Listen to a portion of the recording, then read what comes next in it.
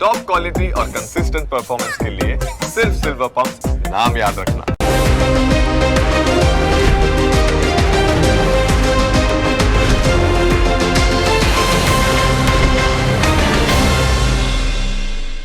Presented by trade bulls. अब trading सबके बस की बात है।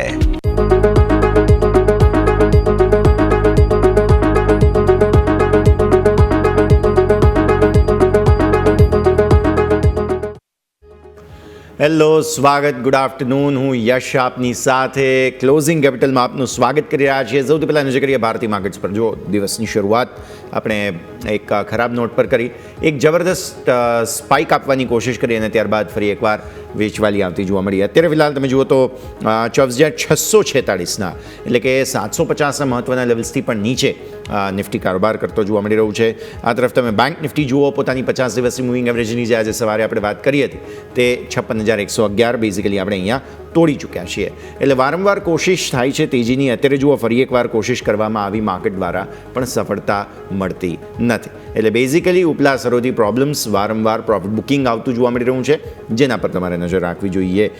સેક્ટર્સ કયા કયા? પહેલાં તો મિડ કેપ અને સ્મોલ કેપ તમને હાઇલાઇટ કરી દઈએ. બિકોઝ થઈ શું રહ્યું છે, ખરીદદારી આવે છે તો પણ અહીંયાથી પહેલાં જ વેચવાલી આવી રહી છે અને નિષ્ફળતા વારંવાર આપવાની કોશિશ થઈ રહી છે. તમને યાદ હશે મિડ કેપ સ્મોલ કેપ બહુ બ્રિલિયન્ટ તેજીમાં હતા. દિવસની શરૂઆતમાં આપણે વાત પણ કરી હતી, પણ ત્યાંથી પછી ફરી એકવાર હર્ડલ આવ્યું અને જેના કારણે વેચવાલી તમને આવતી જોવા મળી હતી. હાઇલાઇટ અમારે કરવું જોઈએ કે વોલ્ટિલિટી ઇન્ડેક્સ જે છે તે આજે 12 ને ઉપર છે, 12.23 પર ફાઇનલી વિક્સને વધવું છે અહીંયાથી, અને એ સ્થિતિ પણ ખૂબ જ મહત્વપૂર્ણ બનતી જોવા મળી રહી છે અને એટલે પણ માર્કેટમાં થોડી નર્વસનેસ જોવા મળી રહી છે.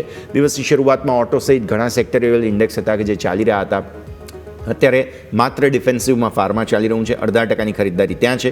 FMCG 5% ખરીદદારી ત્યાં છે. હેલ્થકેર એકદમ ફ્લેટ ટુ પોઝિટિવ ઝોનમાં. વેચવાલીમાં રિયલ એસ્ટેટ જબરદસ્ત વેચવાલી આવી. આજે 4%ની મેજર વેચવાલી આવતી જોવા મળી. મીડિયા સેક્ટર, આ પણ મિડ કેપ સ્મોલ કેપનું મેજર છે, 2.5%ની વેચવાલી ત્યાં. ડિફેન્સની અંદર 2%ની વેચવાલી છે. પ્રાઇવેટ બેન્ક્સની અંદર 1.5%ની વેચવાલી છે. મેટલ સ્ટોક્સની અંદર 2.25%ની, માફ કરશો, 2.25%ની વેચવાલી મેટલ્સમાં છે. PSU બેન્ક્સ 2.25% આસપાસની વેચવાલી ત્યાં છે. IT હજુ પણ પ્રોફિટ બુકિંગ ચાલી રહ્યું છે, અહીંયા 0.5%થી વધુની વેચવાલી. Public sector, enterprises, consumer durables, બધા જ સેક્ટરલ ઇન્ડેક્સ લાલ નિશાનમાં. માત્ર અને માત્ર ફાર્મા અને FMCGમાં થોડી ખરીદદારી છે, નહીં તો એકંદરે હજુ પણ ટેન્શન માર્કેટમાં યથાવત જોવા મળી રહ્યું છે. આવો સીધા જ હવે સમજીએ નિફ્ટીના ટોપ ગેઇનર્સ લૂઝર્સ. મારા સહયોગી યોમિક પણ આપણી સાથે. યોમિક, ગુડ આફ્ટરનૂન. માહોલ જે પાછલા બુધવારથી બગડ્યો ત્યારથી લઈને અત્યાર સુધીમાં નિફ્ટીએ બહુ મેજર લેવલ્સ ગુમાવી દીધા છે અને આજના જ લોની આપણે વાત કરીએ તો આપણે 24,650થી હવે એક સપોર્ટ લેવાની કોશિશ કરી છે.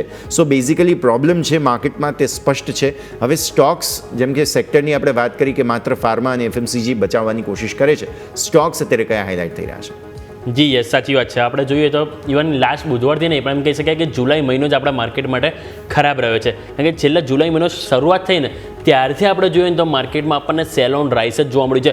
થોડોક વધારો આવે ને એની ડબલ સ્પીડે માર્કેટ નીચે આવી રહ્યું છે. હવે તમે જેમ વાત કરી રહ્યા છો કે આપણે સેક્ટરમાં જેમ આજે આપણને FMCG અને સાથે સાથે હેલ્થકેર જે ડિફેન્સિવ જે ઓલ ટાઈમ આપણને જોવા મળતો માર્કેટ પડે ત્યારે, અને એ જ અત્યારે આપણને પ્લે થતા જોવા મળે છે જે થોડી મજબૂતીમાં છે. પરંતુ જો વાત કરીએ સ્ટોક સ્પેસિફિક નિફ્ટીના ટોપ ગેઇનર લૂઝર્સમાં, તો નિફ્ટીમાં શ્રીરામ ફાઇનાન્સ કે જ્યાં આપણને 2.5-3%ની અપસાઇડ જોવા મળી છે. બીજું તમે નજર કરો સિપ્લા સવાર માર્કેટ ઓપનિંગ થયું ત્યારે પણ મજબૂતીમાં જ ઓપન થયો હતો અને ત્યારે ક્લોઝિંગમાં પણ ટોપ ગેઇનર તરીકે જોવા મળી રહ્યું છે. 2.5%ની તેજી ત્યાં જોવા મળી રહી છે. હીરો મોટોકોર્પ નજર કરો, 1.5%ની તેજી ત્યાં જોવા મળી રહી છે. SBI લાઈફ, ગ્રેસિમ, આ બંને સ્ટોકમાં પણ તમે જો 0.5-3%ની અહીંયાથી મજબૂતી જોવા મળી રહી છે. પરંતુ આજે તમે જુઓ તો નિફ્ટી અને બેંક નિફ્ટી બંનેમાં વધારે દબાણ આપનારો સ્ટોક હતો તે છે કોટક મહિન્દ્રા બેંક. પરિણામ આપણે જોઈએ તો ખરાબ આવ્યા હતા. એમની જે એસેટ ક્વોલિટી એ થોડી બગડી છે, પ્રોવિઝન વધ્યા છે અને એ જ કારણથી તમે જુઓ તો કંપની અહીંયા સ્ટોક 7.5% ડાઉન જોવા મળ્યો છે. 1970 ઉપર આપણને હાલ સ્ટોક આવી ગયો. બજાજ ફાઇનાન્સ નજર કરો, અહીંયા પણ પરિણામ બાદ હજુ પણ સતત નેગેટિવિટી યથાવત જોવા મળી રહી છે. સ્ટોક 3.5% નીચે જોવા મળી રહ્યો છે. વિપ્રો એટલે કે IT સેક્ટર આપણે જોઈએ કે ઘણા ટાઈમથી પેઇનમાં જોવા મળ્યું છે. આજે પણ તમે જુઓ તો ખાસ કરીને જે બ્લુ ચિપ સ્ટોક છે વિપ્રો આવી ગયો, TCS છે, SCL ટેક છે, LTM એન્ટ્રી, જેમાં ભારે વેચવાલી જોવા મળી રહી છે. બીજું તમે નજર કરો ભારત ઇલેક્ટ્રોનિક્સ એટલે કે BEL, એમાં પણ તમે જો 0.2% વેચવાલી જોવા મળી રહી છે. ઇન્ડસઇન્ડ બેંક જેના પરિણામ આજે આવવાના છે, એમાં પણ આજે જુઓ તો પરિણામ અગાઉ આપણને વેચવાલી સાથે કામકાજ જોવા મળી રહ્યો છે. આ વાત થઈ ગઈ આપણે બ્લુ ચિપ સ્ટોકની. હવે આવીએ નિફ્ટી 500ના સ્ટોક એટલે કે મિડકેપમાં કઈ રીતની પરિસ્થિતિ જોવા મળી છે. મિડકેપમાં તમે જો તો આજે આપણને અહીંયાથી પરિસ્થિતિમાં ટોટલ 500માંથી આપણે નજર કરશો 137 સ્ટોક છે જે મજબૂત છે. બાકી સામે 363 સ્ટોક છે કે જેમાં આજે આપણને વેચવાલી વધારે જોવા મળી રહી છે. સૌથી વધારે મજબૂત તમે જો એકમે સોલર પરિણામ બાદ 9% તેજી અહીંયા જોવા મળી રહી છે. લોરસ લેબ અહીંયા પણ તમે જો સારી એવી તેજી જોવા મળી છે, સતત નવા રેકોર્ડ હાઈ બનાવી રહ્યો છે. વિજય ડાયગ્નોસ્ટિક અહીંયા પણ પરિણામ બાદ સ્ટોક તેજીમાં જોવા મળે છે. ચેન્નઈ પેટ્રો અહીંયા પણ તમે જો સારી એવી ખરીદારી જોવા મળી છે. આધાર હાઉસિંગ ફાઇનાન્સમાં પણ પરિણામ બાદ સારી એવી તેજી જોવા મળી રહી છે. વેચવાલીમાં Kotak Mahindra bank, home first ફાઇનાન્સમાં જે નફા વસૂલી જોવા મળી છે, સ્ટોક 6.5% નીચે જોવા મળી રહ્યો છે. SBI કાર્ડ અહીંયા પણ પરિણામ આવ્યા. પરિણામ એસેટ ક્વોલિટી તમે જો સારી એવી સુધરી રહી છે, પરંતુ નફો 6% જેવો ઘટ્યો એ માર્કેટને પસંદ ના આવ્યું અને એના કારણે સ્ટોક તમે જો 5.5% નીચે જોવા મળે છે. અને જેમ ઓલરેડી યસે પણ વાત કરી કે જે રિયલ એસ્ટેટ સ્ટોક જેમાં ભારે વેચવાલી જોવા મળે છે, તેમાંથી એક કમ્પોનન્ટ છે લોઢા, જે નિફ્ટી 500ના ટોપ લૂઝર્સમાં જોવા મળી રહ્યું છે. એમાં પણ 5.5% વેચવાલી. CDSL પણ તમે જો પરિણામ કોઈ ખાસ એન્ટિસિપેટ નથી, ત્યાં પણ નફા વસૂલી આવીને એ સ્ટોક પણ તમે જો 5% નીચે ડાઉનસાઇડ બતાવી રહ્યો છે. Yes, clear. આ સંકેતો છે કે જેને ધ્યાન પર રાખીએ. આવો ચર્ચા કરીશું. કુંવરજી ગ્રુપના રવિ દિયોરા આપણી સાથે જોડાઈ રહ્યા છે. રવિ સર, ગુડ આફ્ટરનૂન છે કે નહીં? પહેલાં તો એ જ કહી દો. જરૂરથી માર્કેટમાં આઈ થિંક કે લાઈક ગુડ જેવું તો જ કંઈ છે નહીં. લાઈક ત્રીજો દિવસ છે, વચ્ચે એક દિવસની રિલીફ હતી, ત્યારથી મીન્સ કે અત્યારે જોઈએ તો જેમ નવું બાઇંગ કરવાનું હતું, જે લોકો થોડા ઘટાડાની રાહ જોઈ રહ્યા હતા, એના માટે ડેફિનેટલી કદાચ કંઈ ગુડ છે. જે SIP થશે આ મહિનાની, એ બધાને સારા ભાવે થશે. અને બેઝિક જોઈએ તો આમ મીન્સ કે જે ડીલને લઈને થોડી વધારે એન્ઝાઇટી માર્કેટ લઈ રહ્યું છે, કારણ કે બાકી બધાનું મીન્સ કે થઈ ગયું છે. મીન્સ ઘણી જગ્યાએ એવા ટૂર હોય ને ટિકિટ આવવાની બાકી હોય, આપણી ટિકિટ આવવાની બાકી છે, એટલે થોડું અત્યારે માર્કેટ આપણે અહીંયા નર્વસ વધારે છે. અને સાથે અર્નિંગ પણ અત્યારે એટલી ખાસ આવી નથી રહી. ગ્લોબલી મીન્સ કે અત્યાર સુધી જે અર્નિંગ્સ આવી રહી છે, પર્ટિક્યુલર ઓપરેશનલ અર્નિંગ લગભગ બધી જ કંપનીઓએ બેટર આપી છે. બધી જ જગ્યાએ એક જ ટેરિફને લઈને થોડું કોશિયસનેસ છે. હાલાકી બધી જ લગભગ યુરો રિજન જો ચાઇના ને અત્યાર સુધી જે આવી છે કે US ની જે અર્નિંગ્સ આવી છે, એમાં કે કરંટ ક્વાર્ટરની અર્નિંગમાં ઇસ્યુ નથી. આપણે ત્યાં જે ઇસ્યુ છે એ રિસન્ટ ક્વાર્ટરની અર્નિંગમાં છે. લાસ્ટ ક્વાર્ટર પણ મેક્સિમમ નેગેટિવ વધારે હતા અને ત્યારે પણ માર્કેટ આ જ રીતે નીચે આવતું. મારા હિસાબ FI નું જે સેલિંગ છે એ માર્કેટને થોડું વધારે પરેશાન કરી રહ્યું છે. અધરવાઇઝ મને એવું લાગી રહ્યું છે કે આ વીકમાં ડસ્ટ સેટલ થઈ જશે અને જે પણ આપણા ટેરિફના રિલેટેડ ન્યૂઝ આવવાના છે, ફેડની પે પોલિસી છે, ઘણી બધી ઇવેન્ટ્સ આ સપ્તાહમાં છે. તો આઈ થિંક આ ઇવેન્ટ પછી મને એવું દેખાઈ રહ્યું છે કે માર્કેટ જે અંડર પરફોર્મન્સ બતાવ્યું છે ત્યાંથી થોડું એકવાર સાઇન ઓફ રિલીફ બતાવી શકે છે. તો હવે આ લેવલે થોડું risk reward wise selling favourable નથી. થોડું મને એવું દેખાઈ રહ્યું છે કે માર્કેટ PCR ટર્મ્સમાં જો, ટેકનિકલ ટર્મ્સમાં જો તો થોડું ઓવરસોલ્ડ કેટેગરીનું ઇન્ડિકેશન આપે છે. તો શાયદ લાગી રહ્યું છે કે 1 થી 2 વીકમાં એક ઉછાળો આપશે, બટ અર્નિંગ જે રીતે જઈ રહી છે એ રીતે સસ્ટેન નહીં રહેવું દેખાઈ રહ્યું છે. હાયર લેવલે થોડી વેચવાળીનું પ્રેશર રહેશે. સાથે USA જે પણ પોતાના મહત્વના ટ્રેડ પાર્ટનર છે, મીન્સ કે જેની US ને જરૂર છે, એ બધા સાથે ડીલ ધીમે ધીમે સાઇન કરી લીધી છે. ચાઇનાની પણ આ 2 દિવસની મિટિંગમાં શાયદ લાગી રહ્યું છે કે આવતીકાલે આ ડીલ સાઇન થઈ જાય. તો મેજર હવે ઇન્ડિયા, સાઉથ કોરિયા અને તાઇવાન આ 3 જ મોટા કોન્ટિનેન્ટ છે જેની ડીલ US સાથે થવાની બાકી છે. તો એ પણ જો ઇન કેસ શાયદ લાગી રહ્યું છે કે ઇન્ડિયાની ડીલ નહીં થાય અને આપણે કદાચ એકાદ મહિના વધારે ટેરિફ આજે પણ જોવા પડશે. અને ઓગસ્ટ એન્ડ સુધીનું આપણા કોમર્સ મિનિસ્ટરે ગઈકાલે જ ઇન્ડિકેશન આપ્યું છે કે ઓગસ્ટ એન્ડ સુધીમાં આપણે ડીલ કરી લઈશું. તો જ્યારે ડીલના સમાચાર આવશે, થોડું પોઝિટિવ આવશે, તો માર્કેટે શું ડિસ્કાઉન્ટ કરવું છે? એક તો વીક અર્નિંગ જે અત્યારે ઓલરેડી રિઝ્યુમ થઈ છે, થોડી સબડ્યુડ અર્નિંગ છે. સેકન્ડ કે આપણે કદાચ ટેરિફ રિલેટેડ હમણે કન્સર્ન્સ રહેશે ઇમિડિયેટમાં, અને બેસિક જે ગ્લોબલ માર્કેટની વોલ્ટાલિટી આપણે બેર કરી છે.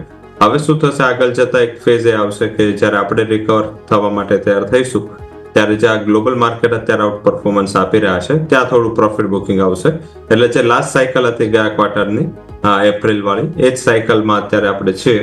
તો બહુ મોટી તેજી પણ નથી. આઈ થિંક કે જે રીતે અર્નિંગ્સ છે શાયદ આ વખતે નિફ્ટીનું EPS કટ થશે એ પ્રમાણે એક્સપેન્સિવ વેલ્યુએશન દેખાઈ જશે. તો આધારે તેવું લાગી રહ્યું છે કે થોડું કોશિયસ રહીને ચાલવું જોઈએ. કોશિયસ હવે રહેવાનું છે. ક્લિયર સંકેતો અત્યારે વિલાલ સર તરફથી મળી રહ્યા છે. નજર રાખીશું. ક્વિક બ્રેકનો સમય. બ્રેક બાદ સરની આજની સ્ટોક સ્પેસિફિક પસંદગી અને ત્યારબાદ આગળની ચર્ચા યથાવત રાખીએ.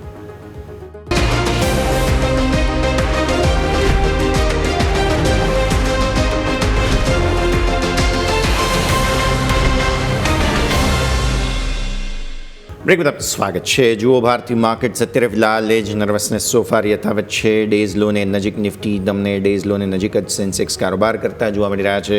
બેંક નિફ્ટીમાં પણ પરિસ્થિતિ આ જ પ્રમાણેની જોવા મળી રહી છે. અને આ તરફ તમે જુઓ fin Nifty, mid cap select આ બધાની અંદર પણ દબાણ યથાવત. ઇવન સ્મોલ કેપમાં તો આજે રેન્જ બહુ બ્રોડ બની, કેમ કે 18,300થી 18,064 આજે એક સમય લીલા નિશાનમાં હતા. મિડ કેપ પણ બહુ જ સરસ મજબૂતીમાં હતા, 58,400થી 57,400 એટલે કે પૂરા 1000 પોઈન્ટનો મોટો ડેન્ટ તમને મિડ કેપ 100માં આવતો જોવા મળી રહ્યો છે. બેંક નિફ્ટી 56,578થી 55,997 એટલે કે 56,000નું મહત્વનું લેવલ અહીંયા પણ આપણે તોડ્યું છે. જે બધી ચર્ચા આગળ કરવી છે, પણ હવે જાણી લઈએ રવિ સર પાસેથી કે આજે સ્ટોક સ્પેસિફિક એમની પસંદગી કયા કાઉન્ટર્સમાં છે. રવિ સર, માહોલ તો ખરાબ છે, એટલે આપણે હવે લોંગ ટર્મ માટે થઈને અત્યારે જે વેલ્યુએશન્સની દ્રષ્ટિએ સારા ભાવે મળી રહ્યા હોય એવા સ્ટોક્સ પર ફોકસ કરીએ. અત્યારે આઈ થિંક જે રનઅપમાં છે વધારે ચાલે છે. વેલ્યુએશનની ગેમ નથી હજી પણ માર્કેટમાં કન્વિક્શન આપી રહી. બેઝિક અહીંયા મીન્સ અત્યારે શું જરૂર છે, એક તો વેલ્થ તો બની નથી રહ્યું, તો સારી હેલ્થ પર ફોકસ કરવું જોઈએ. તો મારા હિસાબે હેલ્થકેર સ્ટોક ફોકસ કરો. અહીંયા હજી પણ ટ્રેક્શન પોઝિટિવ બન્યું છે. અને એક વધારે ઓપ્ટિમિઝમ શું કામ છે હેલ્થકેરમાં અને ફાર્મામાં, એનું રીઝન છે કે EU ને ફાર્માસ્યુટિકલ પર પણ 15% ટેરિફની છૂટ મીન્સ કે ટેરિફની ડીલમાં આપી છે. અધરવાઇઝ પહેલા આ વસ્તુને ના પાડી હતી US પ્રેસિડેન્ટે. તો થોડું મને એવું દેખાઈ રહ્યું છે કે શોર્ટ ટર્મમાં આ ફેક્ટર ઘણું સારું કરી શકે. પહેલી કંપની વિમટા લેબ રહેશે અને આઈ થિંક આજે 10% ઉપર છે, છતાં આ લેવલે જો લોરસ લેબની કમ્પેરિઝનમાં જોઈએ તો વેલ્યુએશન ઘણા બેટર છે. 640 આસપાસ ખરીદી કરો, 612 નો સ્ટોપ લોસ, 700 નો ટાર્ગેટ રહેશે. સેકન્ડ રેકમેન્ડેશન બજાજ હેલ્થ પર રહેશે, બાઇંગ કરો. 524 થી 25 બાય કરો, સ્ટોપ લોસ 518, ટાર્ગેટ 540 નો રહેશે. અને ત્રીજી રેકમેન્ડેશન સન ફાર્મા રહેશે. સન ફાર્મામાં ખરીદારીની સલાહ છે. 1700 આસપાસ પ્રાઇસ ચાલી રહ્યા છે. આજે પ્રાઇસ વોલ્યુમ છે અને આઈ થિંક અહીંયા 1698 આસપાસ ખરીદારીની કરંટ માર્કેટે સલાહ છે. સ્ટોપ લોસ 1680 અને ટાર્ગેટ ઉપર 1740 નો બની શકે છે. તો ત્રણે, એક હેલ્થકેર, એક લેબ્સ અને એક ફાર્મા, ત્રણેયમાં ખરીદારીની સલાહ છે. પણ ત્રણે એક જ સેક્ટર હેલ્થકેરમાં. મારા હિસાબે અહીંયા 2 થી 3 દિવસથી ડિસ્પાઇટ માર્કેટની વોલ્ટાલિટી એક સારું ટ્રેક્શન અને એક્યુમ્યુલેશન રોલ ઓવરના ફિગર પણ હેલ્થકેરમાં સારા છે. તો શાયદ આ મીન્સ કે એક્સપાયરી પૂરતું પણ ઓગસ્ટ એક્સપાયરીમાં પણ હેલ્થકેર સેક્ટર સારું રહી શકે. અહીંયા ખરીદી કરીને વેપાર કરવો જોઈએ. જી બિલકુલ. તો ઓરલીને આપણે સ્ટોક સ્પેસિફિક વાત થઈ જાય, આપણે સન ફાર્મા, બજાજ હેલ્થ કે બધી સ્ટોક છે જ્યાં ફોકસ કરીશું.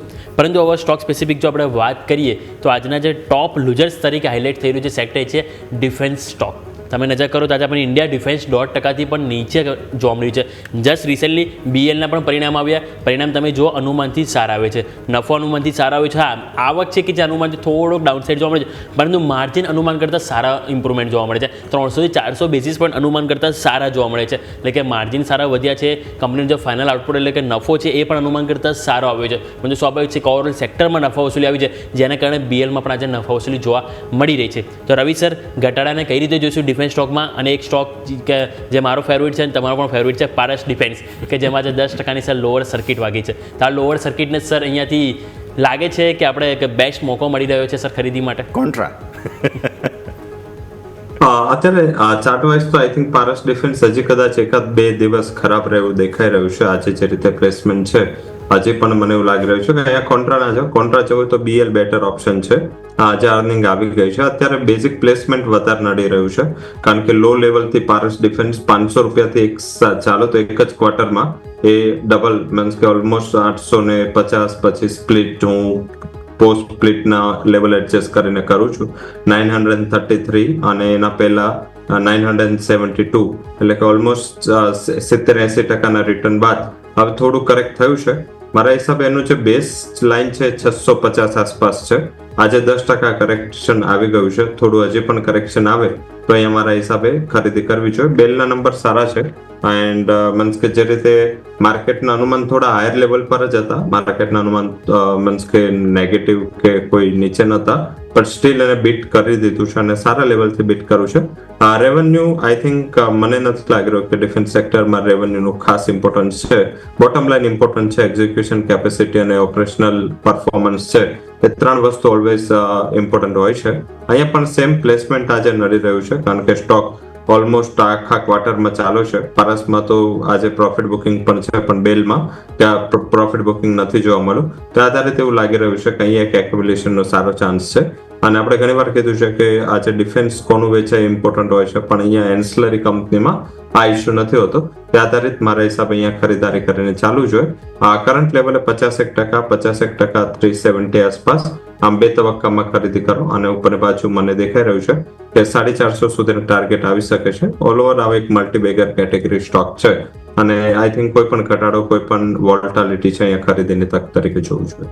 એટલે સો વોલ્ટિલિટીમાં ખરીદારીની તક તરીકે જોઈશું. લોંગ ટર્મનો વ્યૂ અત્યારે ફિલહાલ પારસ ડિફેન્સ લોઅર સર્કિટ છે આજના દિવસે, ત્યાં નજર રાખવાની રહેશે. પણ આવો આગળ વધીએ, નજર કરીશું હવે અમારી ખાસ રજૂઆત સ્ટોક ગુરુ પર.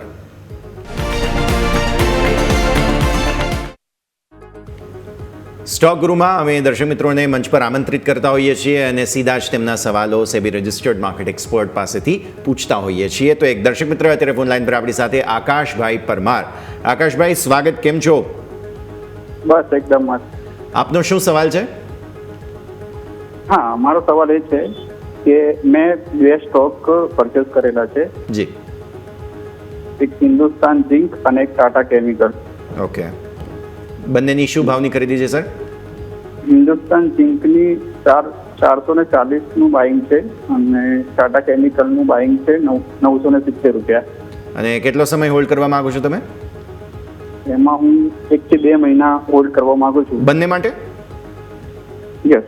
જી, ઓકે, જરૂરથી આપના સવાલનો જવાબ લઈ લઈએ. આકાશભાઈ પરમાર, રવિ સર સવાલ પૂછી રહ્યા. સૌથી પહેલાં હિન્દુસ્તાન ઝિંક માટે 440ની ખરીદી 1 મહિનાના વ્યૂ સાથે તેમણે ખરીદ્યું છે અને ટાટા કેમિકલ્સ છે ત્યારબાદ 970ની ખરીદી ત્યાં છે.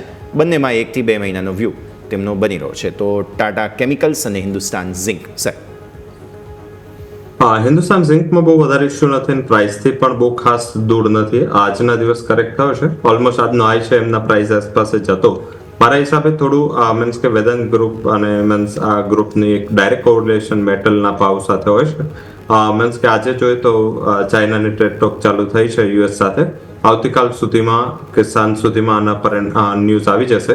જો ટ્રેડ ડીલ થઈ જાય છે, મારા હિસાબે મેટલ્સમાં ઝિંક છે એ સૌથી મોટું જે ચાઇના ફંડામેન્ટલ પર આધારિત હોય છે, તો એના હિસાબે ત્યાં એક પ્રાઇસ ઉછાળો આવશે. સિલ્વર 1,13,14,000 આસપાસ ચાલી રહી છે, જે હિન્દુસ્તાન ઝિંકની સૌથી 2 મોટી યુએસપી છે. તો મારા હિસાબે અહીંયા વધારે કન્સર્ન ના કરવું જોઈએ. પરિણામ થોડા વીક રહેશે કારણ કે મીન્સ કે એનું અત્યાર સુધીનું જે પરફોર્મન્સ છે એમાં એક ટેપિડ પરફોર્મન્સ એનું ક્વોન્ટિટી વાઇઝ હોય છે. હાલાકી પ્રાઇસ વધ્યા છે એટલે ઓલ ઓવર રિઝલ્ટ સારો આવતો હોય છે. તો એ આધારિત મને એવું લાગી રહ્યું છે કે તારે આ પોઝિશન પર હોલ્ડ કરવું જોઈએ. નીચે કદાચ હજી એકાદ ડીપ છે 425 424 સુધી બતાવી શકે તો ત્યાં એક સ્ટોપ લોસ સારો આવે છે, એને ધ્યાનમાં રાખી હોલ્ડ કરો. અને ઉપરની બાજુ જે ટાર્ગેટ છે એ મારા હિસાબે 446 450 સુધી આવશે જો તમારો શોર્ટ ટર્મ આઉટલુક છે. જો તમે 2-3 મહિના હોલ્ડ કરો છો તો મારા હિસાબે એટલીસ્ટ છે એનો મોટો ગેપ 480 આસપાસનો બનાવીને પ્રાઇસ નીચે આવતા તો ત્યાં 480 ના ટાર્ગેટ માટે હોલ્ડ કરો. ટાટા કેમિકલ છે એક પોર્ટફોલિયો સ્ટોક છે અને પરિણામો પણ ઘણા ઉમદા પરિણામો આપ્યા છે, કોઈ એમાં બેમત નથી. પ્રાઇસીસ થોડુંક માર્કેટના હિસાબે વોલ્ટાઇલ છે, પણ આજે યુપીએલ જો નવો all time high 52 week high કરી દીધો અને તમામ કેમિકલ કંપની સારું પરફોર્મન્સ આપી રહી છે. સાથે મેનેજમેન્ટે જે ગાઈડન્સ આપ્યું હતું અને ચાઇનાની એક બહુ મોટી કેપેસિટી વાળી કંપની છે સોડાએસની, એ મેન્ટેનન્સ માટે ક્લોઝ થઈ રહી છે. તો આધારિત પણ ટાટા કેમિકલને આનો એક એજ રહેશે. બાઇંગને હોલ્ડ કરો 920 નો સ્ટોપ લોસ માઇન્ડમાં રાખી અને કન્ઝર્વેટિવલી અહીંયા એવું દેખાઈ રહ્યું છે કે 1027 અહીંથી 100 રૂપિયાની અપસાઇડ આ સ્ટોક આપી શકે છે. તો બંનેમાં હોલ્ડ કરવાની સલાહ છે. ટાટા કેમિકલ કમ્પેરેટિવ વધારે બેટર સ્ટોક છે બંને સ્ટોકમાંથી. હિન્દુસ્તાન ઝિંક નજીકના ભવિષ્યમાં થોડું આ ટ્રેડ ટેરિફને લઈ વોલ્ટાઇલ થશે પણ તારો 2-3 મહિનાનો આઉટલુક છે તો એને પણ હોલ્ડ કરી શકાય. તો બંને સ્ટોકમાં હોલ્ડ કરવાની સલાહ છે. જી બિલકુલ. તો ઓરલીથી બંને સ્ટોકમાં હોલ્ડ કરવાની સલાહ બની રહી છે, ટાટા કેમિકલ્સ અને સાથે સાથે હિન્દુસ્તાન ઝિંક, જ્યાં ફોકસ કરીશું. બીજું આપણે નજર કરીએ તો સર વાપીથી અહીંયાથી સુરતથી અહીંયાથી એક આન્સર રિપ્લાય આવ્યો છે. વિપુલભાઈ અહીંયાથી પૂછવા માગી રહ્યા છે. એમનો સવાલ છે હુડકોનો લઈને, અને એમને 280 રૂપિયા ખરીદીની કિંમત છે. અત્યારે હાલ તેમને લોસ છે અને એમને અહીંયાથી 1.5 વર્ષ તો એમણે હોલ્ડિંગ માટે, એટલે એમનો ક્વેશ્ચન છે કે અહીંયાથી હોલ્ડ કરવું જોઈએ કે નહીં સર? હુડકો આઈ થિંક કે ગવર્મેન્ટ પીએસયુમાં તો પહેલા શું છે કે હું કોઈ દિવસ લાંબા સમયની ખરીદી હોલ્ડ કરવાની સલાહ નથી. એકમાત્ર સ્ટોક જે મેં ઈરેડા આપ્યો હતો, અને આઈ થિંક એ તો લિસ્ટિંગ ટાઈમે ઘણા નીચેના પ્રાઇસે આપણે કર્યું હતું, સેકન્ડ એનટીપીસી ગ્રીન. આ બે સિવાય કોઈ પણ કંપનીને તમે મીન્સ કે પીએસયુ કંપનીને લોંગ ટર્મ હોલ્ડ કરશો તો ત્યાં બહુ વધારે રિટર્ન નહીં મળે. સાથે હવે ગવર્મેન્ટ આવતા ક્વાર્ટરથી મીન્સ ઓએફએસ ચાલુ કરવાની છે, તો ધીમે ધીમે બધી કંપનીના ઓએફએસ આવશે. જેવો ઓએફએસ આવશે તો એ ડિસ્કાઉન્ટ પર આવશે, કોઈ માર્કેટ નર્વસ થશે.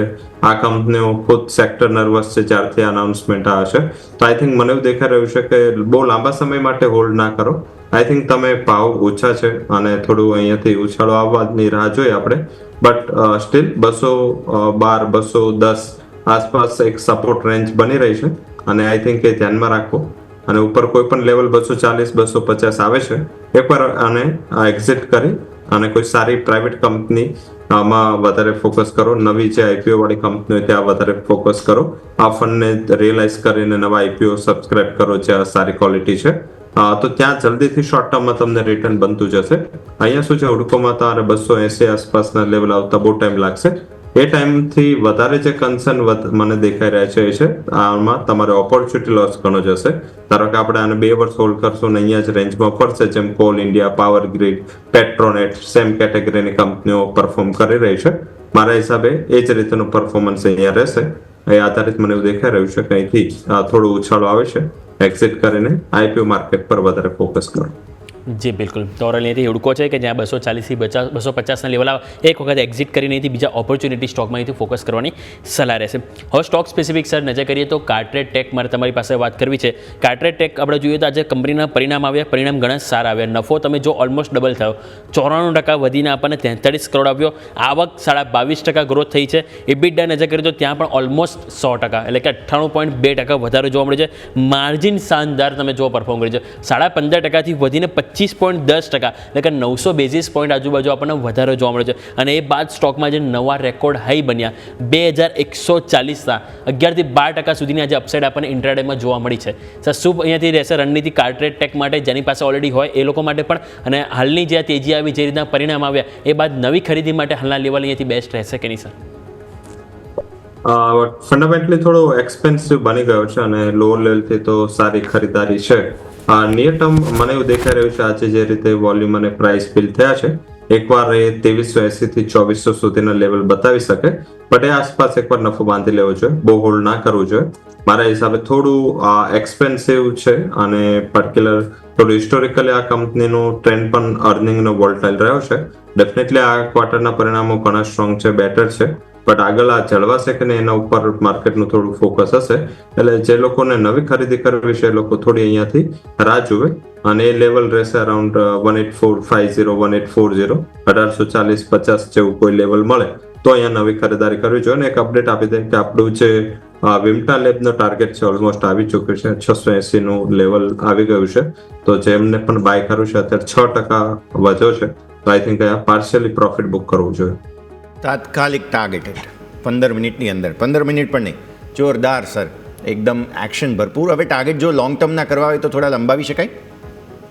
ઝડપથી જે લોંગ ટર્મ હોલ્ડર છે એ લોકો હજી પણ અહીંયાથી 100 રૂપિયાની મિનિમમ અપસાઇડ અહીંથી આવી શકે છે. અને બહુ સારા 2 દિવસથી પ્રાઇસ વોલ્યુમ બ્રેકઆઉટ છે. અને મેં જે કીધું હતું કે લોરસ લેબની સામેના જે વેલ્યુએશન છે એ રીતે અહીંયાથી હજી પણ મને એવું દેખાઈ રહ્યું છે એકવાર 780 નો ટાર્ગેટ છે. તો આઈ થિંક 1-1.5 મહિના જેવું વેઇટ કરવું પડશે, બટ આઈ થિંક કાલે પણ આવી શકે એવું જરૂર નથી, બટ થોડું ઓબ્જેક્ટિવ 1 મહિનાનો રાખી અને અહીંયા હોલ્ડ કરવું છે. તો 780ના ટાર્ગેટ અપડેટ કરી દઈશું. વિમટા જે સરે રેકમેન્ડ કર્યો હતો, દર્શક મિત્રો વિમટામાં ટાર્ગેટ હિટ થઈ ચૂક્યા છે. તાત્કાલિક જેને કહેવાય તત્કાલ ટ્રેડ ટાઈપની સ્થિતિ હતી આ, અને જેમણે લીધેલું છે તેમના માટે પ્રોફિટ અહીંયા આવી ચૂક્યા છે. હવે લોંગ ટર્મના થોડા ટાર્ગેટ્સ આગળના જે કહેવાય લોંગ ટર્મ તો આમાં બોલવાનું જેમ સરે કહ્યું તે પ્રમાણે પોસિબલ છે કાલે પણ આવી જાય, તો 780 સુધીના ટાર્ગેટ્સ હવે તમે ધ્યાન પર રાખો. વિમટા તમારા માટે 612ના સ્ટોપ લોસ હવે અહીંયાથી ખાસ. સર સ્ટોપ લોસ રિવાઇઝ કરો છો તમે?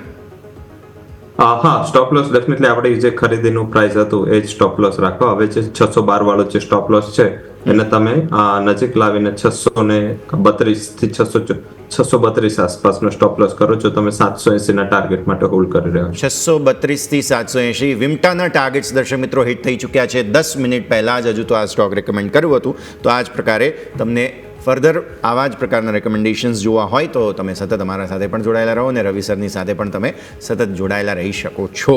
ઓકે, ક્લોઝિંગ તરફ આગળ વધી રહ્યા છીએ. Bank Nifty basically sir pain પોઈન્ટનું કામ જે છે એ હવે બેંક્સ કરી રહ્યા છે. એનપીએ બધી જગ્યાએ વધી રહ્યા છે. સ્ટોરી હું સતત સમજવાની કોશિશ કરું છું કે એવું શું કારણ છે કે આપણે એનપીએ વધારી રહ્યા છીએ, અથવા તો બુક્સમાં એનપીએ વધી રહ્યા છે.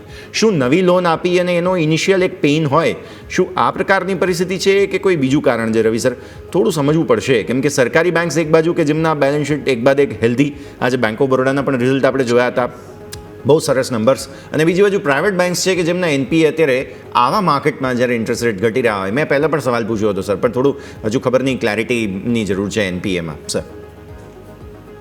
એનપીએમાં એક જ ઇસ્યુ છે, જે રિઝર્વ બેન્કે પોતાની ગાઈડલાઇન્સ ચેન્જ કરી છે એનપીએ બતાવવાની, એ આ ક્વાર્ટરથી કરી છે. હવે પીએસયુ બેન્કે આ ક્વાર્ટરમાં ગાઈડલાઇન્સ અપ્લાય નથી કરી, પ્રાઇવેટ બેન્કોએ મેજરલી ગાઈડલાઇન્સ અપ્લાય કરી દીધી હોઈ શકે છે, અને બેઝિક રીઝન આ છે. અને એના હિસાબે મને એવું દેખાઈ રહ્યું છે, કારણ કે ઘણા બધા જે એનપીએસ હતા જે નિયર અબાઉટ ટુ ફોલ્ટ થવાના હોય, અને લોકો થોડું એક્સટેન્શન આપતા હોય, ટાઈમ આપતા હોય, અને કદાચ નેક્સ્ટ ક્વાર્ટરમાં એનપીએની જગ્યાએ રિકવરીમાં પણ આવી જાય, તો જે બેઝિક અત્યારે શું છે કે મીન્સ કે આટલી બધી સાયકલ મીન્સ કે આ લોકો ચેન્જ કરતા હતા, અને બેંકો પાસે એક એજ હતું કે એ લોકો એકાદ ક્વાર્ટર પૂરતું અને એનપીએની જ આ સિચ્યુએશનમાં હોલ્ડ કરી શકે. બટ હવે મીન્સ કે કારણ કે ઇકોનોમીનું કન્સર્ન આગળ ઊભું છે, ગ્લોબલ અનસર્ટનિટીઝ છે, એટલે રિઝર્વ બેન્કે બધાને ડિરેક્શન આપ્યું છે કે જે એનપીએ નિયર અબાઉટ એ લોકો બુક્સમાં લે. હવે સ્લીપેજીસ અને એનપીએ એના હિસાબે પ્રાઇવેટ બેન્કોએ મીન્સ કે કારણ કે આ ડિઝન આવ્યું પછી અર્નિંગ સિઝનની ત્યારે જ શરૂઆત થઈ હતી, તો મને એવું દેખાઈ રહ્યું છે કે કદાચ જે કોશિયસલી જે આવતા ક્વાર્ટરમાં બહુ ખરાબ ના લાગે, અને એના હિસાબે જે પણ પ્રાઇવેટ બેન્કો છે એમને ઘણા બધા નિયર અબાઉટ ટુ જે લોન છે જે સ્લીપેજીસમાં જવાની છે એમને આ જ ક્વાર્ટરમાં સ્લીપેજીસમાં બતાવી દીધી છે. અધરવાઇઝ મેજર આ ક્વાર્ટરમાં કોઈ એવું મોટું રીઝન નથી, કારણ કે એગ્રીકલ્ચરના એના જો એનપીએમાં આવી રીતે ફેરફાર હોય તો એ તમને આવે અરાઉન્ડ ડિસેમ્બરના ટાઈમમાં, ડિસેમ્બર વાળા ક્વાર્ટરમાં આ એક ઇસ્યુ બનતો હોય છે વન ટાઈમ, અને માર્ચ વાળા ક્વાર્ટરમાં. તો આઈ થિંક આ એગ્રીકલ્ચરનો પણ ઇસ્યુ નથી. સેકન્ડ ઇસ્યુ તો બને કે જો રિયલ એસ્ટેટમાં મોટો સ્ટ્રેસ હોય, રિયલ એસ્ટેટના પ્રાઇસ અને કંપનીઓના સેલ્સ, એમાં પણ ક્યાંય એવું ઇન્ડિકેશન નથી લાગી રહ્યું. તો મેજરલી મને એવું લાગી રહ્યું છે કે આ ચેન્જ ઓફ નોર્મ્સ છે, અને વધારે ફંડામેન્ટલી અત્યારે ના લેવું જોઈએ. જો હવે આ નેક્સ્ટ ક્વાર્ટરમાં પ્રાઇવેટ બેન્કો સસ્ટેન રાખે છે આવી રીતેના એનપીએ વધારા, તો મારા હિસાબે ત્યાં થોડું કન્સર્ન કરવાની જરૂર છે. પ્લસ 2021 કોવિડ પછી કોઈ પણ એવું ક્વાર્ટર નથી બન્યું કે બધી બેન્કોના એનપીએ ખરાબ થયા છે. એટલે કોન્સ્ટન્ટ 4-5 વર્ષથી બેન્કો પોતાની અસેટ ક્વોલિટી સુધારી રહી છે, તો એકાદ ક્વાર્ટર નીચર જે રેગ્યુલેશન ચેન્જથી એને એક્સેપ્શન આપી શકાય. અધરવાઇઝ મને નથી દેખાઈ રહ્યું કે જે બ્રોડ બેઝ વેથી કોઈ મોટું કન્સર્ન છે જેના હિસાબે એનપીએ વધી રહ્યા છે. આ એનપીએ વધારવાનું રીઝન કદાચ રેગ્યુલેશન હોઈ શકે, અને જો એ જ હશે તો મારા હિસાબે ડેફિનેટલી આગળ જતા આ ફરીથી જે અત્યારે વીકનેસ આવી છે બેન્કોમાં આ રીઝનને લઈ, એ કદાચ આગળ જતા એ પોઝિટિવિટી બેન્કોને રહે. બિલકુલ. તો આ બેંક્સ માટેની સ્થિતિ અત્યારે બહુ સરસ રીતે સર સમજાવ્યું તે પ્રમાણે નવા ગાઈડલાઇન્સની મે બી પોસિબલ છે એક ઇમ્પેક્ટ અહીંયાથી જોવા મળી રહી છે. માર્કેટ્સ ઓલમોસ્ટ ક્લોઝ થઈ ચૂક્યા છે, બધા પર નજર કરવી છે, પણ એક નાનકડા વિરામનો સમય ને બ્રેક બાદ આ રજૂઆતને આગળ યથાવત રાખીએ.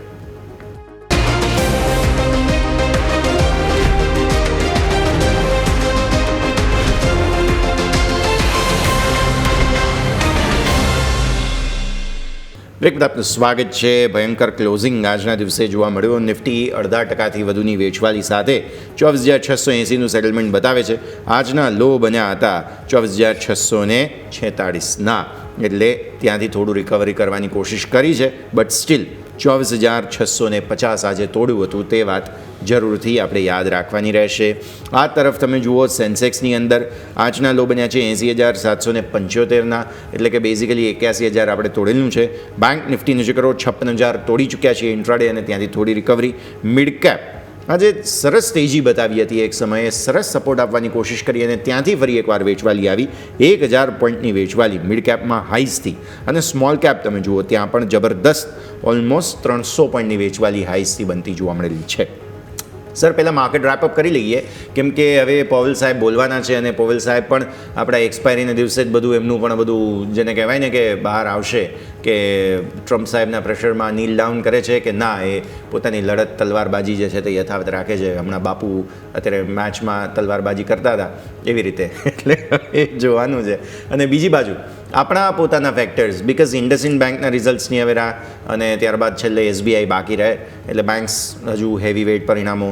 TCSએ લે ઓફની વાત કરી દીધી, એટલે માર્કેટના સેન્ટિમેન્ટ એક બાદ એક ખરડાઈ બહુ રહ્યા છે. થોડું સમજવાનું રહેશે આજના માર્કેટના ક્લોઝિંગને. રવિ સર, જરૂરથી જે દિવસ મીટિંગ હતી ને ત્યારે જે બાજુમાં ડોક્યુમેન્ટ લઈને પેલું એક સર અને મીન્સ કે એક તોફાની સ્ટુડન્ટ ઉભા હોય, અને જેમ બોસ હોય એના ટોટલ બધા જે ડોક્યુમેન્ટ એના સર લઈને ઉભા હોય, અને તોફાની સ્ટુડન્ટ હોય એ નીચે જોઈને ઉભા હોય. સેમ આવી જ કંઈક પરિસ્થિતિ હતી કે ક્યારેક કોઈ મોટી ભૂલ કરી હોય ને લઈને ગયા હોય, એ રીતે એમનું નેચર હતું. હાલાકી કોન્ફિડન્સ એમનો ત્યારે આવ્યો જ્યારે US પ્રેસિડેન્ટે જે આંકડાઓ આપ્યા, અને એમાં પર્ટિક્યુલર જે યુએસના મીન્સ કે ફેડરલ રિઝર્વના નવા બિલ્ડિંગને લઈને એમને મીન્સ કે એક હિસાબ આપો, તો એ 5 વર્ષ જૂનો હતો. તો એમને કોન્ફિડન્સ આવી ગયો કે નહીં, આવું કંઈ ખાસ નથી. અને પછી ફેડ રિઝર્વે પોતાના હાથમાં બાજી લીધી. ફેડ રિઝર્વ જે કરી રહ્યા છે, આઈ થિંક કે એમના પર્સપેક્ટિવથી તો એ બેટર કરી રહ્યા છે. આઈ થિંક એમને જ્યાં સુધી ફેડનું મીન્સ ઇન્ડિયામાં શું હોય છે કે મીન્સ કે આપણી રિઝર્વ બેંક ઓફ ઇન્ડિયાના 2 ટાર્ગેટ છે. એક તો ગવર્મેન્ટની પોલિસીને કોર્ડિનેટ કરવી, ને સેકન્ડ ઇન્ફ્લેશનને કંટ્રોલમાં રાખવું. US ફેડનું પહેલેથી જ થિયોરિટિકલી એક જ એમનું બેઝિક ઓબ્જેક્ટિવ હોય છે કે કોસ્ટને કાબૂમાં રાખવું, અને સાથે જે પર મીન્સ કે કેપિટલ કન્ઝમ્પશન છે એને બૂસ્ટ કરવું. આઈ થિંક એ લોકો એ સ્માર્ટલી કરી રહ્યા છે, અને એના જે હિસાબે ઇન્ફ્લેશન ઘણું ટેપમાં રહ્યું છે. અધરવાઇઝ યુએસના ઇન્ફ્લેશનની હિસ્ટ્રી બહુ ખરાબ રહી છે, પણ છતાં ફેડે ઘણી પ્રયાસ કર્યા. અને આ ઇન્ફ્લેશન વધવાનું રીઝન US પ્રેસિડેન્ટ ટ્રમ્પ હતા, જ્યારે એમને પહેલી ટર્મમાં કોવિડના હિસાબે બહુ મોટી લિક્વિડિટી 8 ટ્રિલિયનની ચોકી દીધી, અને એ જ લિક્વિડિટી અત્યાર સુધી અસર કરી રહી હતી. હવે મીન્સ કે ફેડે આ બધું જ કંટ્રોલમાં કરવું, પણ મને નથી લાગી રહ્યું કે આઈ થિંક કે જે રીતે પર્ટિક્યુલર એમનું જે પ્રેશર છે એ ફેડ પોતાના પોલિસીમાં નાખે. આ પ્રેશરને જો દૂર કરે તો જે બોન્ડ માર્કેટે ડિસ્કાઉન્ટ કર્યું છે, એ બોન્ડ માર્કેટે પહેલો રેટ કટ પહેલેથી જ સપ્ટેમ્બર મહિનાની પોલિસીથી ડિસ્કાઉન્ટ કરી રહ્યું છે. અને મારા હિસાબે એ જ થશે. જુલાઈમાં કોઈ પણ રેટમાં બદલાવ નહીં થાય. જે પણ રેટ બદલાવ આવશે એ સપ્ટેમ્બરથી આવશે. હાલાકી અત્યારે એવું ઇન્ડિકેશન મળી રહ્યું છે કે કદાચ આ પોલિસીમાં ફેડ છે સપ્ટેમ્બરમાં રેટ કટની પોસિબિલિટીઝ તમને બતાવી દે, અને કદાચ માર્કેટને એનો ઉત્સાહ રહે. પહેલી તારીખ સુધીમાં હજી 1-2 કન્ટ્રી મોટા છે જે ટ્રેડ ડીલ કરી લે US સાથે, અને આઈ થિંક ઇન્ડિયાની જો ટ્રેડ ડીલ નહીં થાય તો આપણા માટે નેક્સ્ટ વીક થોડુંક વોલેટાઇલ રહેશે. અને ઘણા આંકડાઓ પણ છે, વર્લ્ડ મીન્સ મેન્યુફેક્ચરિંગ આંકડાઓ આવવાના છે બધી ઇકોનોમીના. આ ઉપરાંત આપણા પણ ઓટો સેલ્સના ડેટા પહેલી તારીખે આવશે. તો macro event, quarterly earnings, domestic plus global, આ બધી ઘણી બધી ઇવેન્ટ્સ આ વીકમાં છે. તો મારા હિસાબે જ્યારે બહુ બધી ઇવેન્ટ હોય ત્યારે એક પોઝિટિવ વસ્તુ તમારે માઇન્ડમાં રાખવાની કે જ્યારે બહુ બધી નર્વસનેસ હોય, બહુ બધી ફિયર હોય, ત્યારે એકચ્યુઅલમાં ફિયર માર્કેટના મૂવમાં કન્વર્ટ નથી થતી, કારણ કે માર્કેટ ઓલરેડી જે પણ ઇવેન્ટ એસ્ટાબ્લિશ થવાની છે કે આવવાની છે એ માટે વેલ પ્રિપેર હોય છે. અને મને એવું દેખાઈ રહ્યું છે કે માર્કેટ કદાચ મેક્સ ટુ મેક્સ આ વીકના અંત સુધીમાં આ બધી નેગેટિવિટી પ્રાઇસ ઇન કરી લે, અને કદાચ ઓગસ્ટ મહિનો જેમ મીન્સ કે આ મહિનો રહ્યો છે જુલાઈ સબડ્યુટ, એવું સબડ્યુટ પરફોર્મન્સ કદાચ ઓગસ્ટ ના બતાવે, અને ફરીથી જે મીન્સ કે એને જૂન મહિનાના ગેઇન ગીવ અપ કરાતા, તો કદાચ ઓગસ્ટના મહિનામાં આ ફરીથી માર્કેટ છે એ સારી એવી ઉપરની સાઈડની મૂવમેન્ટ લઈ લે. કદાચ જ 1-2 દિવસ નર્વસ રહેશે, કોશિયસ રહેશે, ઇવેન્ટ પહેલા માર્કેટ પ્રિપેર થશે, but after 1st of this August મારા હિસાબે એક ફરીથી સારી રિકવરીની આશા રાખું છું. બિલકુલ. તો ઓવરઓલ આપણે વાત કરી માર્કેટના સેન્ટિમેન્ટ ઉપર, જ્યાં ફોકસ કરીશું. બીજું સ્ટોક સ્પેસિફિક નજર કરીએ તો આજના દિવસ હાઇલાઇટ થતો એક સ્ટોક હતો, તે છે SBI કાર્ડ. સ્ટોક તમે જુઓ તો આજે આપણને 6% સુધીનો આજે આપણને ઘટાડો જોવા મળ્યો. કારણ હતું પરિણામ. પરિણામ જોઈએ એટલા કોઈ ખરાબ નથી આવે, કારણ કે તમે જુઓ હા નફો નો ડાઉટ 6% ઘટાડો બતાવી રહ્યો છે, પરંતુ કંપનીની વ્યાજથી કમાયેલ આવક વધીને આવી, સામે કંપનીના જે એસેટ ક્વોલિટી નજર કરો તે પણ આપણને સુધરીને આવ્યા હતા. નો ડાઉટ એટલું બધા ખાસ નહીં, પરંતુ મામૂલી વધારો આપણને સુધારો જોવા મળ્યો હતો. હવે ઘણા બધા બ્રોકરેજ હાઉસ તમે જુઓ તો મોસ્ટલી બધા cell rating under perform rating આપે, અને બધાનું હાઇલાઇટ કરવું એક જ વસ્તુ હતું કે ક્રેડિટ કોસ્ટ. એમનું કહેવું છે કે ક્રેડિટ કોસ્ટ સતત અમને છેલ્લા ઘણા ત્રિમાસિકથી આ વસ્તુ એમની કન્ટિન્યુ થઈ રહી છે, અને આ ફેરી પણ 60 બેઝિસ પોઈન્ટ ક્રેડિટ કોસ્ટ વધીને આવ્યો, અને એના કારણે તે લોકોને પસંદ ના આવ્યો સ્ટોક. તો સર કઈ રીતે જોઈશું? SBI કાર્ડ પરિણામ બાદ ઘટાડો બતાવી રહ્યો છે, પરંતુ ઓવરઓલ જે એક મહિનામાં જોઈએ તો સ્ટોક ઓલરેડી સર 16% ઘટી ગયો છે. તો લાગે છે કે હજુ પણ ડાઉનસાઇડ જોવા મળે કે અહીંયાથી થોડું આપણને યુટર્ન જોવા મળે સર? ક્રેડિટ કોસ્ટનો અત્યાર સુધી ડેફિનેટલી ક્વેશ્ચન હતો, પણ હવે જો ફોરવર્ડ આઉટલુક જોઈએ તો ક્રેડિટ કોસ્ટ કોઈ મોટું ક્વેશ્ચન નથી. આઈ થિંક અહીંયા મીન્સ જ્યારે કાર્ડ બિઝનેસ હોય ને એનું જ્યારે ક્રેડિટ કોસ્ટની વાત થતી હોય ત્યારે મીન્સ કે પેનલ્ટી ક્રેડિટ કોસ્ટ આ બહુ વધારે મેટર નથી કરતું, અને આમાં જ્યારે ક્રેડિટ કોસ્ટ આવે તો રેટનો રિવર્સલ મોટા પ્રમાણમાં ચાલુ થયું છે. એનું application of fund, application of interest rate already બેંકોએ આપી દીધું છે. એટલે મીન્સ કે આને તો પેરેન્ટ કંપની જે SBI છે, જેની સૌથી સારી એવી મીન્સ કે લો કોસ્ટમાં અને સારા એવા નિયમથી બેંક કામ કરે છે, અને SBI કાર્ડ એના પાસેથી જ ફાઇનાન્સ લઈને આગળ મીન્સ કે એની સબસિડરી છે. તો આઈ થિંક મને એવું દેખાઈ રહ્યું છે કે કદાચ જે ફંડ હાઉસીસનો ઓવર આઉટલુક છે એ અહીંયા અલ્ટ્રા કોશિયસ હોય છે. ને આમે SBI કાર્ડને આજથી નહીં, જ્યારથી પહેલેથી આ હિસ્ટોરિકલ પ્રોબ્લેમ રહ્યો છે, ત્યારથી HDFC બેંકને મીન્સ કે ઓનલાઈન ફેસિલિટી અને નવા કાર્ડ ઇસ્યુ કરવાની અપ્રુવલ મળી, ત્યારથી અહીંયા under performance in terms of prices તો રહ્યું છે. તો મારા હિસાબે એ પણ એક બેટર થોડું રીઝન હોઈ શકે.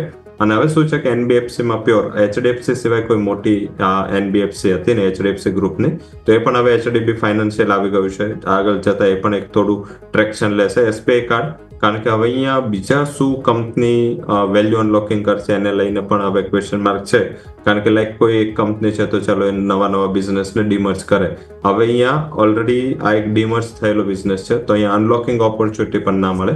મારા હિસાબે અહીંયા થોડું રાહ જો જે પોર્ટફોલિયો ઇન્વેસ્ટર છે, આઈ થિંક મને એવું દેખાઈ રહ્યું છે કે આ કરેક્શનના પાર્ટ રૂપે નીચે 760-70 આસપાસના લેવલ મળે તો આઈ થિંક ત્યાં થોડું બાર્ગેન બાઇંગ કરવું જોઈએ. અત્યારે મને એવું દેખાઈ રહ્યું છે કે અહીંયા નવું ખરીદીને અવોઇડ કરવું જોઈએ.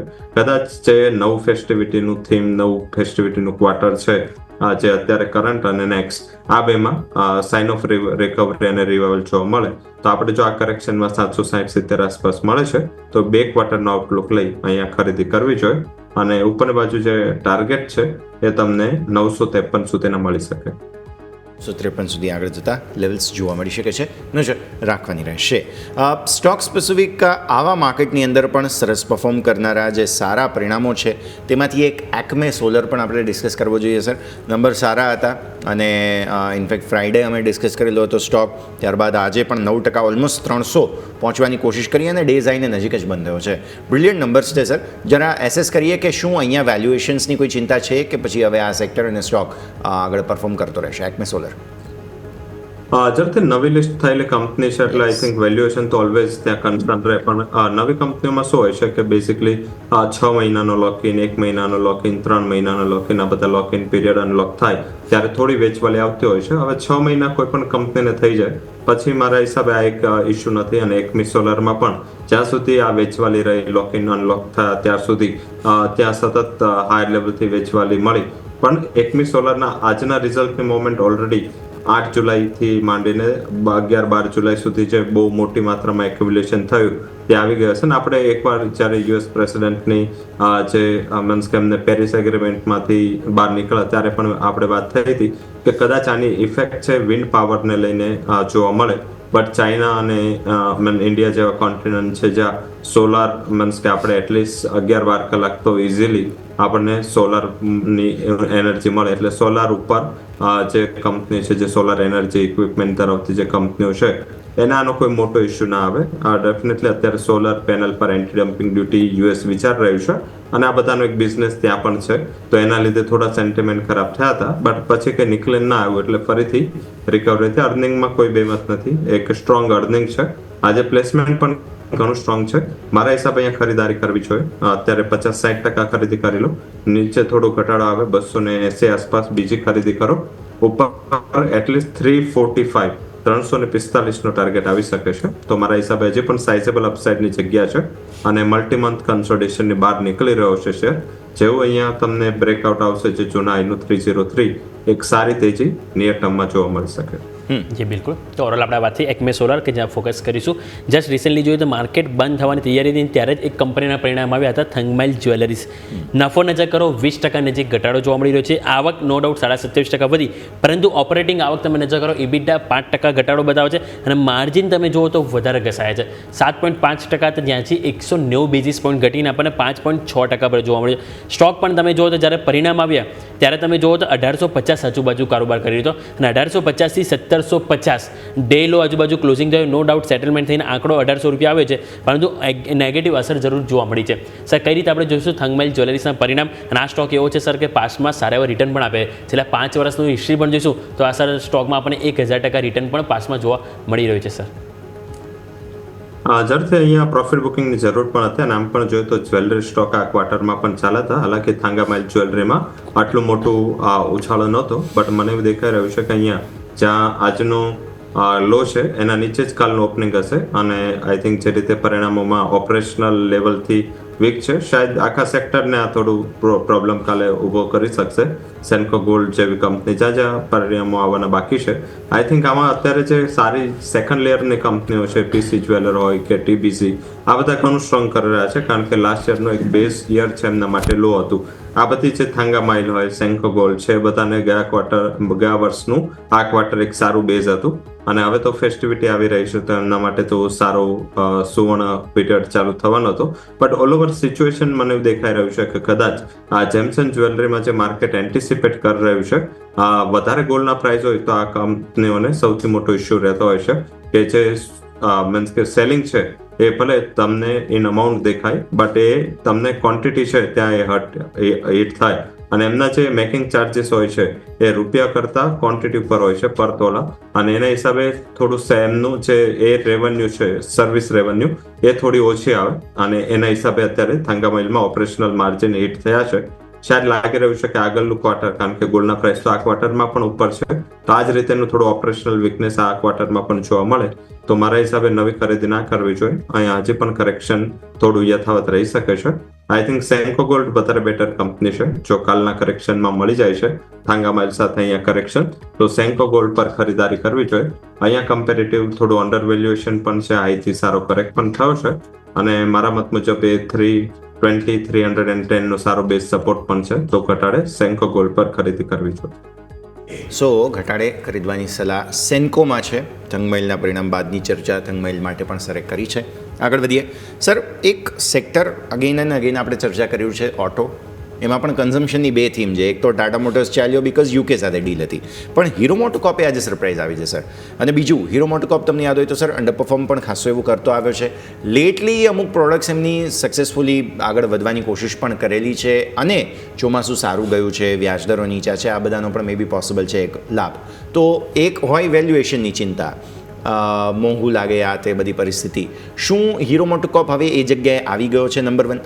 અને ટાટા મોટર્સનો અલગ કેસ છે, તો એ જરા સમજાવો. યુકે સાથે ડીલ વગેરે થઈ ગયા તો તેનાથી અમેરિકાની જે આ ડીલ છે તેનો કેટલો લાભ Tata motors? Sir, Tata motor management ખુદ નેગેટિવ બોલી રહ્યું હતું કે યુકે સાથે ડીલ થઈ છે તો એના હિસાબે એમના રિઝલ્ટ ખરાબ રહેશે અને આઈ થિંક કોશિયસનેસ લાસ્ટ ક્વાર્ટરમાં એમને આપી દે. તો આઈ થિંક મને દેખાઈ રહ્યું છે કે જે પ્રી ક્વાર્ટર નંબર્સમાં એમને મીન્સ કે આનો બ્લેમ કરો તો હવે માર્કેટને સમજાવ્યું નહીં કે યુકેની ડીલ શું કામ ટાટા મોટર માટે આટલી નકારાત્મક છે.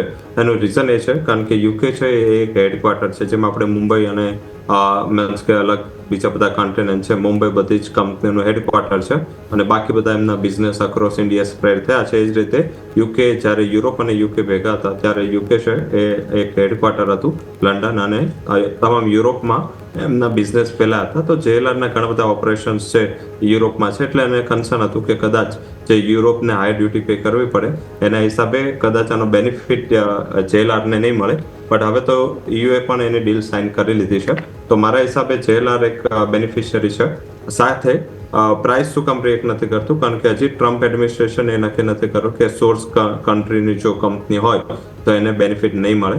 કારણ કે માર્કેટને હજી પણ એવું ફોર્મ લાગી રહ્યું છે કે આગળ જતા એ લોકો રેગ્યુલેશન કરશે કે ફોર એક્ઝામ્પલ ટાટા મોટરની જ કંપની JLR છે, એટલે મીન્સ કે કંપની જો JLR નો પ્રોફિટ હશે કે JLR નું સેલ્સ હશે, આને લઈને થોડું US કન્સર્ન પણ કરશે આગળ જતા, તો એ લઈને હજી આની ક્લેરિટીને માર્કેટ જોવા માંગે છે. જે દિવસ ક્લેરિટી આવી જશે એ દિવસ તમને અહીંયા અપસાઇડ મળશે, કારણ કે આનું ડોમિનન્સ છે એ ઇન્ડિયન છે. આઈ થિંક એની કંપનીની જે હેડ ઓફિસ અને કંપનીના જે ઓપરેશન પ્લાન છે ભલે યુરોપમાં છે, પણ એનો પ્રોફિટ અલ્ટિમેટલી ઇન્ડિયા આવે છે. તો મારા હિસાબે આ થોડું સોર્સ અને ડોમિનન્સનું છે એ US નું ક્લેરિફિકેશન આવવાની રાહ જોવી જોઈએ. જો ક્લેરિફિકેશન એડવર્સ આવશે તો મારા હિસાબે અહીંયા ફરીથી જે ટ્રેન્ડ હતો વીકનેસ એ જ ચાલુ થશે. તો આને નવી ખરીદી માટે અવોઇડ કરવો જોઈએ. Definitely Hero MotoCorp I think better option છે, અને અહીંયા સાઇઝેબલ અંડર પરફોર્મન્સ બાદ અહીંયા બોટમ પણ બની ચૂકી છે, અને આપણે આગળ પણ ચર્ચા કરી હતી કે વેલ્યુએશન ટર્મ્સથી આ કમ્પેરેટિવ સ્ટેબલ કંપની છે. અને છેલ્લે જે મીન્સ કે બહુ લેટ આવ્યો EVમાં, પણ જે છેલ્લે બજાજ અને આમના બજાજ પણ લેટ કર્યું હતું EVમાં આવવામાં, પણ એનું ચેતક છે સારું એવી બાજી મારી ગયું. એવી જ રીતે અહીંયા પણ મીન્સ કે લેટ થયું છે, પણ અહીંયા પણ મારા હિસાબે અહીંયા થોડું પ્રાઇસમાં 4-5 હજારની ગેમમાં તો માર્કેટ ઘણું સારું શેર ઉઠાવી શકાય એવું છે. તો આઈ થિંક હીરો મોટોકોર્પમાં મારા હિસાબે ખરીદારી કરવી જોઈએ.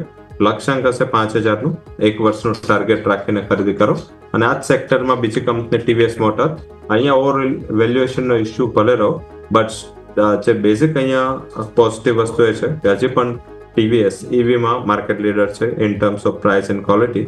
તો હજી પણ અહીંયા મને એવું દેખાઈ રહ્યું છે કે આઉટ પરફોર્મન્સ જારી રહેશે અને પરિણામો પણ સ્ટેબલ હતા. તો આઈ થિંક ઓલ ઓવર તમારે પ્રાયોરિટી વાઇઝ જવું હોય તો વેલ્યુએશન વાઇઝ હીરો મોટોકોર્પ ફર્સ્ટ અને પછી TVS મોટર, આ બંનેમાં ખરીદારી કરવી છે. ઓવરઓલની આપણે વાત કરીએ ટાટા મોટર્સ, હીરો મોટોકોર્પ એટલે ઓવરઓલ ઓટો ઇન્ડસ્ટ્રી કે જ્યાં તમારે ખાસ કરીને ફોકસ રાખવાની સલાહ રહેશે. બીજું આવો નજર કરીએ હવે સેકન્ડરી ટુ પ્રાઇમરી માર્કેટ ઉપર થોડાક વળીએ, કારણ કે જોઈએ તો અહીંયાથી ફરીથી IPOનો વરસાદ શરૂ થઈ ગયો છે. બીજી આપણે જે આજુબાજુ તો વરસાદ ચાલી જ રહ્યો છે, સાથે સાથે આપણે IPOમાં પણ અત્યારે વરસાદ આવી રહ્યો છે. તમે જુઓ તો લાસ્ટ અઠવાડિયે આપણને 2-3 IPO આવી ગયા. આ અઠવાડિયે તમે જો ઓલરેડી એક ચાલુ છે શાંતિ ગોલ્ડ ઇન્ટરનેશનલ, આવતીકાલે બંધ થશે.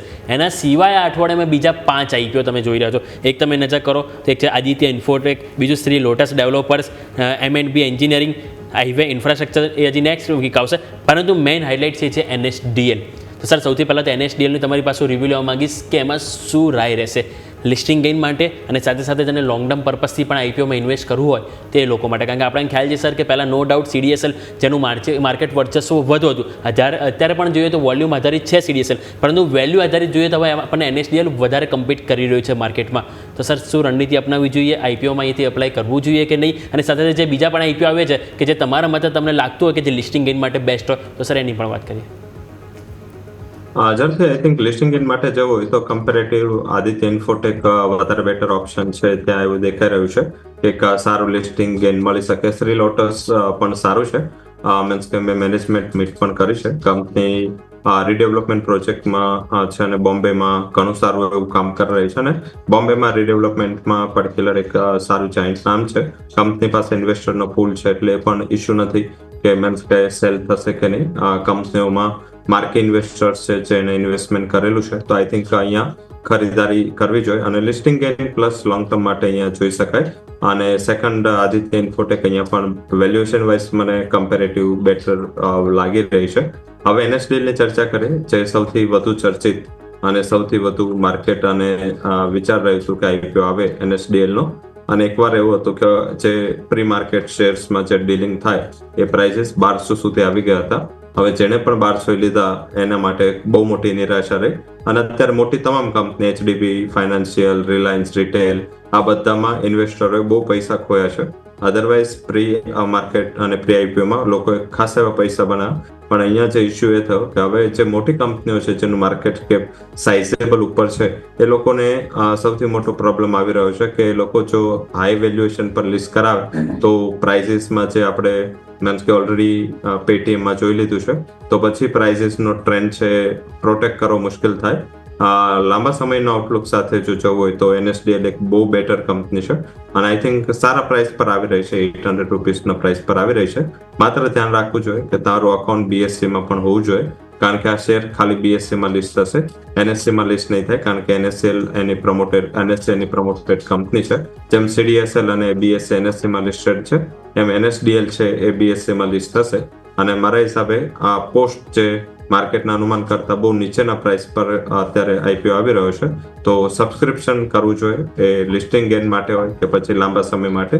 શાયદ લાગી રહ્યું છે કે આ કંપની તમને નિરાશા નહીં આપે અને એક્યુમ્યુલેટ કરતા રહો. આઈ થિંક જે રીતે CDSL વર્સિસ NSDL નું વેલ્યુએશન થોડું મીન્સ કે ઘણું બધું ફરક પડી ગયો હતો, પણ જે હવે નવો IPO નો પ્રાઇસ આવ્યો છે આધારિત હવે એટ પાર વેલ્યુએશન પર કંપની લિસ્ટ થશે. અને એટલીસ્ટ તમને લિસ્ટિંગ કે એકાદ વર્ષ જો હોલ્ડ કરશો તો 4 ડિજિટમાં આ કંપની ઇઝીલી તમને પ્રાઇસ બતાવી શકે છે. જી બિલકુલ. તો ઓવરઓલ આપણે વાત થઈ IPO સ્પેસિફિક કે જેની ઉપર ફોકસ રાખીશું, અને ખાસ કરીને NSDL કે જેના માટે લોંગ ટર્મ પર્પસથી જેમ સરે વાત કરી કે આપણને સારી એવી ઓપોર્ચ્યુનિટી સ્ટોકમાં જોવા મળશે. પરંતુ સર આ સાથે સમય તો રજા લેવાનું આપણા તરફથી ડિસ્ક્લેમર. ઝડપથી જે પણ સ્ટોક સેક્ટર માર્કેટ વિશે ચર્ચા કરી છે ત્યાં કોઈ પર્સનલ હોલ્ડિંગ નથી. કંપનીના ક્લાયન્ટ્સ અને કંપનીના ફંડમાં આ પોઝિશન હોઈ શકે છે. કોઈ પણ પોઝિશન લેતા પહેલા ફાઇનાન્શિયલ એડવાઇઝર સાથે કન્સલ્ટેશન કરવું જરૂરી છે. અને શોમાં બોલાવવા બદલ ખૂબ ખૂબ આભાર. Thank you sir. ખૂબ ખૂબ આભાર આપનો પણ અમારા સાથે જોડાવા માટે અને આ સમગ્ર ચર્ચામાં ભાગ લેવા માટે. તો ભારતીય માર્કેટ્સ વધુ એક દિવસ કે જ્યારે ઘટાડા સાથે કારોબાર તમને બંધ થતો જોવા મળેલો છે, અને દિવસ એવો પણ છે કે જેમાં આપણે જોઈ રહ્યા છીએ કે કોઈ સુધારો હજુ સુધી તો નવા સપ્તાહની શરૂઆતમાં મંથલી એક્સપાયરીના સપ્તાહમાં ઇનફેક્ટ આપણને જોવા મળ્યો નથી. એટલે જોઈએ હવે આગળ માર્કેટનો સુધારાનો મૂડ છે કે નહીં, એ તો હવે આવતીકાલે જ ખ્યાલ આવશે. આ સાથે જ આ કાર્યક્રમમાં હાલ બસ આટલું જ. મને અને યોમિકને આપશે રજા. આગળના અપડેટ્સ માટે આપ જોતા રહો ન્યૂઝ કેપિટલ ગુજરાત.